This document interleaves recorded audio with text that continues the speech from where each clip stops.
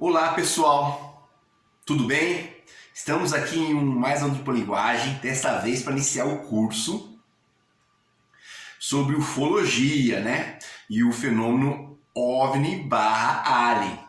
Eu, no mês passado, falei que o curso seria pago, mas eu mudei de ideia, né? Eu acho assim que o canal é pequeno ainda, a promoção dos vídeos eu estou fazendo de maneira muito devagar, então vamos tentar ganhar um público orgânico aqui dentro, né? Mas, assim, fora isso, quem quiser ajudar já de antemão, né? O Pix tá aí embaixo, tá na descrição, né? Serão provavelmente mais ou menos uns 4 a 5 programas como esse, né? E no programa de hoje nós vamos fazer uma discussão difícil, que é se é possível, né? Na realidade, eu de antemão já falo, né? É possível uma metodologia científica na ufologia. Então, assim, a primeira coisa que nós temos que levar em consideração, que é a fonte dos dados da ufologia, né? Porque é um fenômeno que é muito distinto, por exemplo, dos fenômenos físicos, embora use a física para analisar, ou dos fenômenos químicos, ou dos fenômenos biológicos. E a ufologia se aproxima mais das ciências humanas, em especial da geografia e da história, né? Então, assim, a primeira forma de informação, né, o que nós temos sobre esse fenômeno, é claro, né, que são os relatos de pessoas populares. Você tem milhares de relatos documentados em todo o mundo, em especial, né, a partir de meados do século XX. O interessante que eu sempre gosto de falar aqui é que parece-me que com o desenvolvimento dos radares, da câmera fotográfica portátil, da filmadora portátil, né, esse fenômeno passou a ser mais valorizado, né, pela mídia e pela cultura como um todo. Embora houvesse já descrições do fenômeno OVNI, né, antes da década de 50 do século XX. Na realidade, né, nos próximos programas eu vou mostrar todos os relatos que tem sobre o fenômeno OVNI ou alienígena que não se encaixa nem na mitologia, nem em lendas. São descrições realmente estranhas. Nós falamos, nossa, isso aqui é alguma tecnologia, isso aqui é um OVNI, ou isso aqui são alienígenas, né?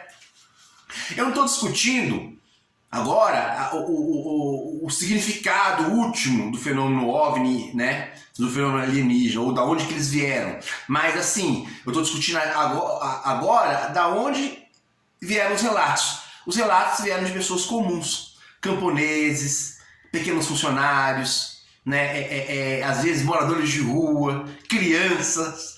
Um dos casos mais famosos do século XX são o caso das crianças, né? Do ensino fundamental, né? Da África do Sul. Esse caso é muito conhecido, você tem relatos assim, de matérias na BBC, na CNN, né, em diversos portais, né, de jornalismo sobre o OVNI que apareceu, o OVNI e os alienígenas que apareceram para essas crianças, para essa escola primária, se eu não me engano. Não é nem fundamental, é primária, né, na África do Sul. Então, assim, são pessoas comuns. Então você tem milhares de relatos de pessoas comuns. E para além desses relatos, você tem o quê? Centenas de relatos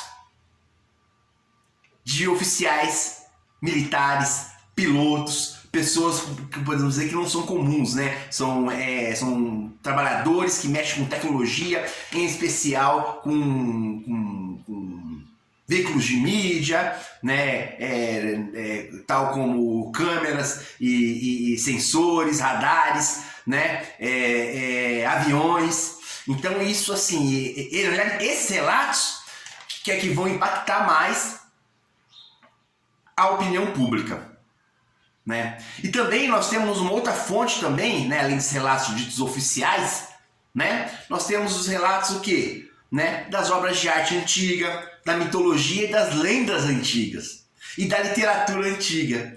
Dá para você interpretar os fenômenos antigos sobre essa perspectiva, sobre a perspectiva, né, da ufologia, né, do fenômeno OVNI, do fenômeno alienígena, do extraterrestre, né? Então, assim, inicialmente nós temos uma incompatibilidade com o uso de metodologias científicas que nós chamamos mais comuns, que é das ciências naturais. E se aproxima do quê? Das ciências humanas, em especial da história e da geografia. Entretanto, como os relatos eles não são contínuos, não tem a mesma continuidade de um relato histórico, e são fenômenos extraordinários, são descontínuos extraordinários, é só a massa gigantesca de volumes que dá a forma do nosso objeto de pesquisa. Nós vamos pegar relatos desde a antiguidade, lá da antiga Suméria, passando por relatos bíblicos, passando por relatos da civilização védica, que é a civilização anterior à civilização hindu, né? Esses são os relatos mais antigos que tem, e juntar esses relatos da literatura antiga, da mitologia antiga, das lendas antigas, com os relatos de populares a partir do século XX e com os relatos oficiais de oficiais militares, de altos funcionários públicos, né, de ministros, do pessoal do primeiro escalão do governo. E esses relatos têm aumentado cada vez mais, em especial com o desenvolvimento dos meios de comunicação. E de uns 5 anos para cá, se está tendo uma pressão institucional muito grande para a liberação da documentação que o Estado tem acesso, né? Eu, assim, ao longo do curso, nós vamos discutir uma bibliografia mínima, né? Que são os estudos de casos, são os principais livros que fazem uma síntese de todo o processo, os clássicos, né? Vamos discutir assim dessa área, né? Em especial a obra do Zacarias Sitchin, que é um arqueólogo, linguista inglês, do Erich von Däniken, que é um pesquisador suíço, mais radical dos Estados Unidos, que morreu há pouco tempo, escreveu o livro Eram os Deuses Astronautas, né? Nós vamos estudar publicações acadêmicas que que fazem uma síntese desses relatos, disso que eu estou querendo fazer, né? Que é o livro Identidades OVNIs, estudos de caso que nós temos aqui no Brasil. Vou passar para vocês os principais canais, né, que estudam a empiria, que vão a campo pesquisar. Em especial, já falo aqui de antemão do canal do Rony Vernet, do canal do Edson Boaventura Júnior, né, que é um dos principais pesquisadores de campo no Brasil. O Rony Vernet, ele relaciona o fenômeno de campo com o paranormal, com o sobrenatural.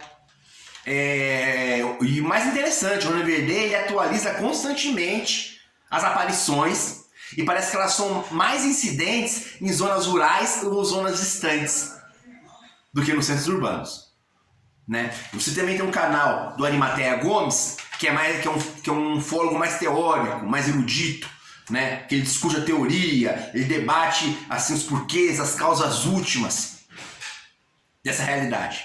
Porque de fato, meus amigos, nós não sabemos qual que é a origem.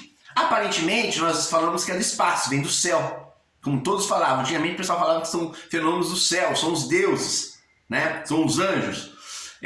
Hoje, nós investigando o espaço profundo, em especial com os grandes observatórios, com mapeamento, né, celeste das estrelas, dos planetas, dos exoplanetas, né? Nós, com os 2 telescópios principais, o telescópio Hubble, e o James Webb, nós percebemos que se eles vierem de outros planetas, devem vir de muito longe, né? Enfim, é meio improvável, porque nós mapeamos mais de 5.000 exoplanetas e não há nenhum que se encaixe nas condições, entendeu? Um planeta que tem condições para a vida e para a civilização, né? Mas pode ser que sim, talvez assim planetas do tamanho da Terra, ou semelhantes à Terra, sejam mais difíceis de se capturar, né? E realmente, a maior parte dos planetas que eles capturam, que eles investigam, são planetas maiores, né? De 2 a 3 vezes maior que o planeta Terra. Mas enfim, nós temos mapeados aí pelo menos uns bons 50 anos os exoplanetas e não achamos. Podem ser viajantes do tempo?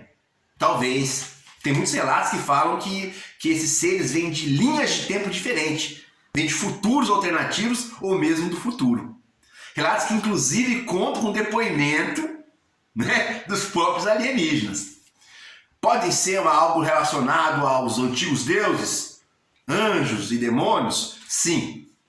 O Arimatea Gomes, né, já falou isso há muito tempo, nos primeiros programas dele, que talvez a ufologia seja um dos capítulos da demonologia, né? Então, gente, acompanhem o canal, me ajudem, né, com Pix. Pode ser um Pix de, sei lá, R$1, R$2, R$3, o que você quiser.